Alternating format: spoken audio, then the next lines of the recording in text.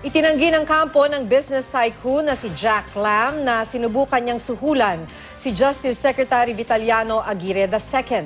Sa isang press conference, pinabulaanan ng tagapagsalita ni Lam na si Attorney Raymond Fortun ang naunang pahayag ng kalihim na nagkita sila ni Lam at retired General Wally Sombero sa isang hotel sa Taguig nung Sabado.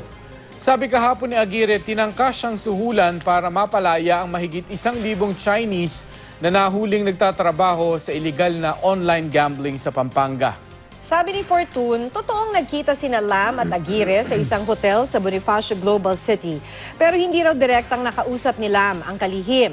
Maging ang interpreter ni Lam ay hindi rin daw kinausap si Aguirre. Kaya imposible raw na sinubukang suhulan ni Lam ang kalihim.